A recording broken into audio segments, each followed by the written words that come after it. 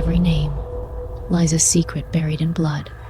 From inbred kings to cursed families, we follow the veins that built empires, because some bloodlines weren't meant to survive, yet they did.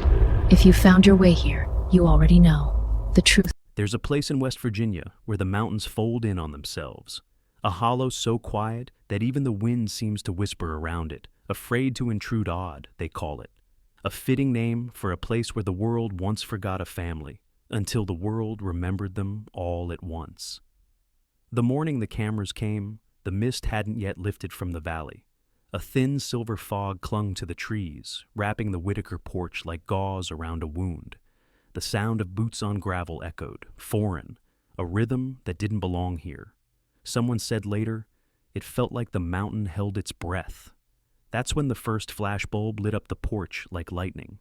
In that split second, the Whittakers, a family once hidden from sight, became the center of something they could never control. Faces that had known only the hush of hollers were thrown beneath the hot glare of the digital world. Their silence, their stillness, became spectacle. We didn't know what to make of it. Cameras where there'd only ever been quiet. Folks started asking questions no one had the right to ask. And from that moment, odd was no longer odd. It was infamous. A place stripped bare by curiosity. What began as a search for truth became something darker. A hunger to stare, to gawk, to name the unnameable. The world wanted to see the forgotten, but it never asked what it meant to be seen. Now, the hills remember the flicker of that first light, and the echo it left behind, because fame, out here, doesn't glitter. It stains. If you found your way here, you already know, the truth lives in the shadows. Welcome to Underbelly Bloodline, where history bleeds and the past never stays buried. Subscribe if you dare, and step deeper into the dark. Fame found them. But what it left behind wasn't fame at all. Before the world came knocking, Odd was just another crease in the mountain, a pocket of stillness between the trees. Mornings began with the smell of coal smoke and wet grass. Roosters crowed from rusted fence posts. The same dirt road wound past sagging mailboxes and bent gates, carrying the sound of one truck, maybe two. All-day life here didn't move fast. It drifted. Sundays meant iron shirts, the ringing of a cracked church bell, and the slow hum of hymns slipping through open windows. Children fished in the creek. Grandmothers shelled beans on porches that leaned with time. The Whittakers kept to themselves, living in the rhythm the mountains had written long before cameras, long before the noise. They weren't trouble, never were. You'd see 'em walking the road now and then, heads down, quiet. Folks just let 'em be. Out here, that's how it's always been. There was something sacred in that quiet, the kind of peace only found in places the world forgot. Evenings brought fireflies that blinked like old lanterns in the weeds, the sweet burn of tobacco from someone's porch, and the murmur of creek water sliding over stone. Poverty wasn't the story, it was the setting. The backdrop to lives lived small, steady, and unseen. Summers were long. You could hear the dogs barking clear across the holler. There wasn't much, but it felt like enough. But peace, even in places like Odd, doesn't last forever. One summer, the sound of engines began to change. Outsiders came, windows down, hands holding cameras instead of steering wheels. They drove slow, curious, hungry. The Whittaker home, once a whisper, became a destination.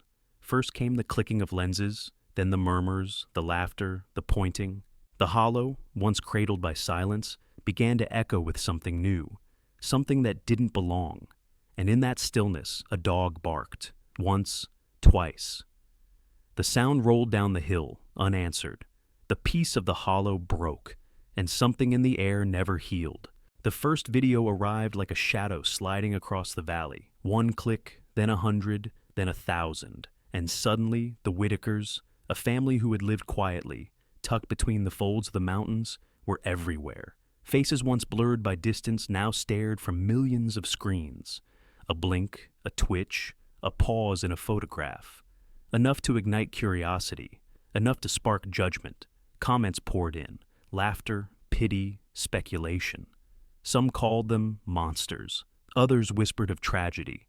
The world dissected their poverty as if it were performance art, as if the hollow itself had been scripted for entertainment. I'd hear people talking on the road. Did you see them? Did you see the boy? It was like we'd never existed before, and suddenly everyone knew everything, or thought they did. The digital lens has no conscience. It observes without empathy, compresses complexity into a frame, and serves it up to millions hungry for the grotesque. In a single upload, the Whittakers' life, ordinary, difficult, human, was transformed into spectacle. Their laughter, their silence, even their mistakes became data points in an algorithm of curiosity.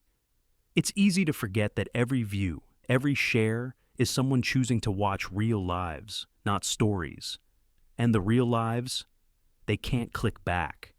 The first crack had appeared, not in the family, but in the way the world saw them. Their home, their routines, their quiet rhythms, twisted into myth. Overnight poverty was no longer context. It was entertainment. Isolation became intrigue. Their humanity became a canvas for strangers' fascination. And then the screen flickers. Pixelated faces freeze mid-expression, immortalized in judgment. Eyes that once looked only at mountains now stared back at a world that would never fully understand them. They became famous not for who they were, but for what people wanted them to be. Curiosity has a way of feeding itself. Once the first video spread, the world's fascination spiraled into obsession.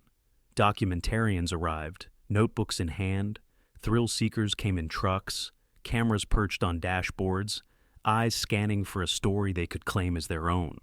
The Whittakers, once wrapped in the quiet folds of odd, found themselves watched, measured, and defined by strangers' lenses.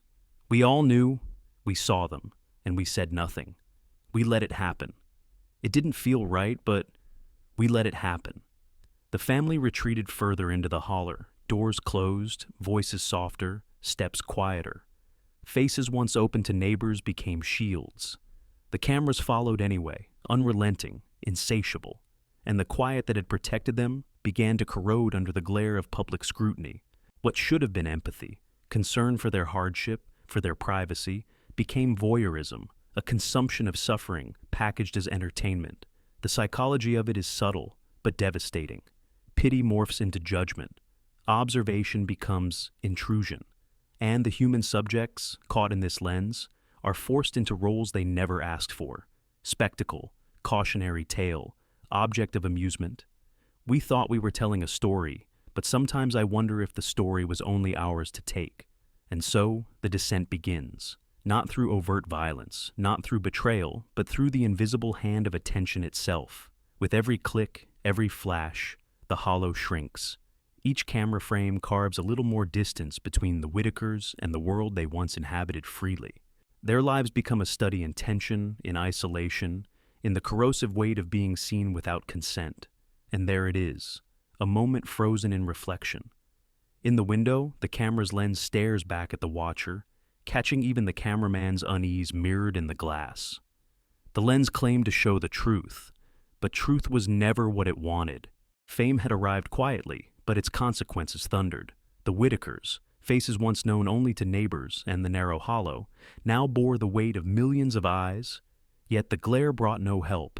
No strangers offered solutions, no social programs came knocking, no reprieve from the intrusion. Instead, visitors arrived unannounced, sometimes leaving small gifts, sometimes cameras hidden under jackets, always recording. The house became a museum of observation, its halls echoing with the uninvited.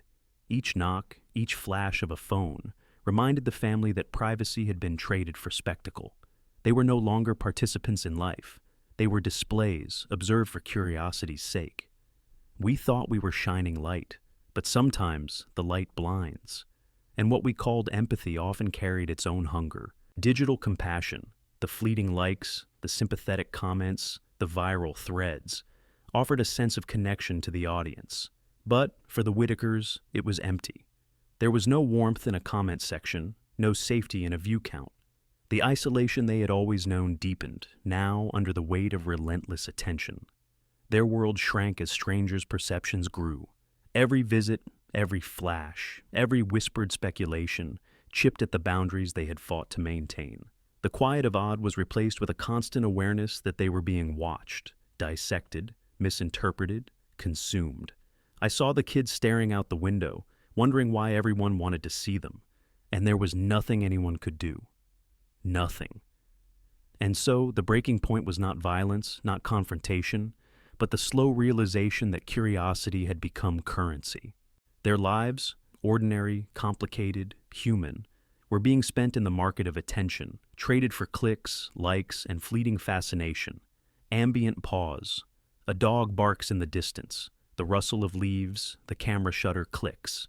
A child's name appears on a roadside sign, spelled wrong, yet spoken everywhere. A token of a world obsessed with knowing, and naming them, pity became currency. And they were the product. Years passed, and the world moved on. The flashes, the clicks, the viral obsession, all replaced by new distractions, new headlines, new faces for millions of screens. But the echoes of Odd never left the mountains. They lingered in the dust of the roads, in the empty swings of forgotten porches, in the long shadows stretching across the creek. The Whittakers remained, tucked behind sagging walls and rusted gates. Yet the hollow had changed. Locals whispered, moved their routines to avoid unwanted attention. And some children learned to laugh quietly, in whispers, so no outsider could hear. In schools, the younger generation carried the weight of ridicule not for acts they committed, but for a family name that had been paraded across millions of devices. Even innocence became a performance, measured against the voyeuristic eyes of strangers far away. They've lived here their whole lives, same as anyone, but now every glance feels loaded, every word, like it could end up somewhere it shouldn't. And so, the spiral continues, one generation to the next. The same hollows that held quiet, steady lives now held fear and expectation, suspicion and shame. What began as fascination became stigma. What began as curiosity became a mirror reflecting the patterns of a broader, older cycle. Appalachian communities overlooked, misrepresented, and left to weather isolation alone. Poverty and obscurity, once private, had been exposed, packaged, and sold. It's easy to click, easy to comment, easy to forget. But for them, the memory never fades. It's stitched into everything they do. Every glance over a shoulder, every hesitant step along the familiar dirt road is a reminder. The world watched, and the memory of that attention lingers like a shadow that never shrinks. Viral fame fades, but the stain it leaves does not. The air itself seems charged, as if the hollow remembers every camera, every whisper, every judgment. Static hums like a swarm of invisible cameras still watching. They live in a world that has moved on, but the eyes of millions have not. Step back, and the story of the Whittakers transforms. It is no longer only the tale of one family tucked into the folds of West Virginia.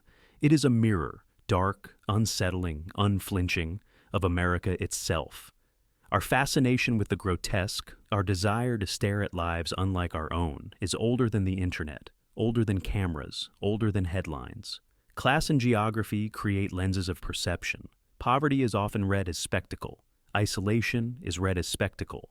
And then the media amplifies those assumptions until the story belongs more to the observers than the observed.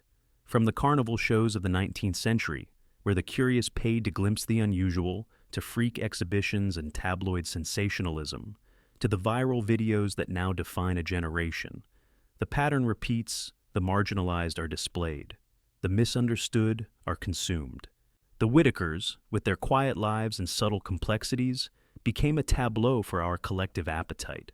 Not because they sought it, but because we could not look away. We thought it was just people watching, but really it was us staring at ourselves in a cracked mirror. And therein lies the revelation.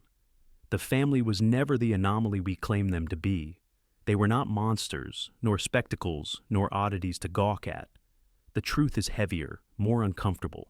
The Whittakers were human, isolated by circumstance, misrepresented by fascination, and yet they became the embodiment of something far broader. They exposed a nation's pattern of curiosity, of judgment, of consuming pain as entertainment. Every video, every click, every whisper amplified a story that was never theirs to tell. And the holler itself seems to echo the question the world avoids asking. Why do we watch? Why do we judge? Why do we profit from others' suffering? They weren't a mirror of madness. They were a reflection of us.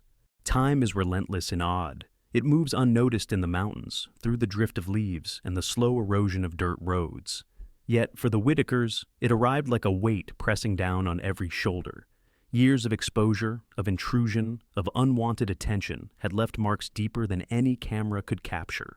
The family receded from view, drawn inward by exhaustion, by sorrow, by the knowledge that the world outside had no real concern for them. Health faltered, spirits dimmed, and even the simplest routines became acts of endurance. The quiet that had once been a refuge now felt like a tomb, enclosing them in isolation, while the memory of attention lingered, bitter and cold. I thought maybe the attention would help. Maybe someone would see, care, understand. But all it ever brought was more sorrow. It changed nothing, except to make them smaller, quieter. Even the land seems to mourn. The porch light, once a sentinel against darkness, flickers and dies. One final glow extinguished, leaving only shadows where memories linger. The hollow, once alive with the chatter of curiosity, now hums only with the sighs of what was lost, and what was never returned. The people who watched, commented, shared, laughed, and pitied. They moved on. But the Whittakers remain, invisible yet painfully present. The weight of the world's gaze, long after the screens went dark, had left its mark, etched into their lives like the worn grooves of a forgotten path. They don't leave. Not really, even when the cameras are gone, even when the world has forgotten, the hollow remembers. The quiet remembers. Only the dogs still wait by the fence, expecting visitors who will never come. The boards creak. The wind sighs. And yet, the world wasn't finished using their name. But the world wasn't finished using their name. Years have passed, but the world has not forgotten. The videos, clips of laughter, silence, missteps, and quiet glances continue to circulate online. Reaction videos, analysis, comment threads filled with speculation and judgment. They spin endlessly across servers, algorithms feeding on curiosity, curiosity feeding on them. In the digital sphere, the Whittakers exist as ghosts, frozen frames, pixelated expressions, a life distilled into views and shares. You see them everywhere, not really alive, not really gone, just remembered wrong. Yet in odd, the world has moved differently. Life continues, slow and deliberate, shaped by seasons rather than screens. Children run through meadows, hauling buckets to the creek. Firewood is split. Laughter rises from porches where old routines persist, small joys measured against the backdrop of isolation. Survival, not spectacle, marks the rhythm of daily life. The hollow remembers, but it also endures. Sometimes I wonder, is this who we are, or just who they saw? What does it mean to be remembered this way, when the memory belongs to someone else? There is a strange duality here, one existence trapped in the endless glow of digital memory, replaying the past for millions who will never step into the hollow. Another existence, grounded in real life, tangible, fleeting, chores, conversations, moments of quiet laughter, and unremarkable survival. Both are real, yet neither truly captures the family in its entirety. The hollow endures, the work continues, the laughter remains, and the internet spins on, holding their faces in stasis, a world apart from the one they inhabit. Online, they'll never die. In odd, they're just trying to live. The hollow waits. Mist curls over the mountains, threading through the trees like fingers brushing the past. Silence hangs thick here, broken only by the occasional groan of a weathered fence post, or the faint whisper of distant headlights fading down a dirt road. Time feels suspended, as if the valley itself holds its breath, reluctant to let go of memory. Look closely, and you realize the story is never just about what was captured on camera. It isn't about viral fame, spectacle, or fleeting curiosity. It is about what happens when the overlooked, the forgotten, are suddenly illuminated, not with care, but with judgment. The Whittakers were ordinary people, living ordinary lives, yet the glare of attention, the hunger of strangers, turned their existence into something both public and distorted. We watched, we clicked, we thought it was nothing, but nothing became everything. And maybe that's the hardest thing to forgive. The headlights that first carved their path down the dirt road return, brief and flickering in memory. They illuminate faces, porches, a hollow caught between past and present, and then vanish again into darkness. Curiosity has a long memory, and the echoes of observation linger far longer than the observers ever intend. Perhaps the moral is not punishment, nor blame, perhaps it is reflection. The Whittaker's story is a mirror, showing not the faults of a family, but the instincts of a world eager to see what is different, to consume it, and then discard it. And in that echo, the hollow keeps its secrets. Mist drifts, trees sway, and the quiet absorbs the weight of what remains unseen, untouched, yet remembered. Maybe it wasn't madness. Maybe it was inheritance, not of blood, but of neglect. Fade to black. The wind carries the sound of one last camera. Click.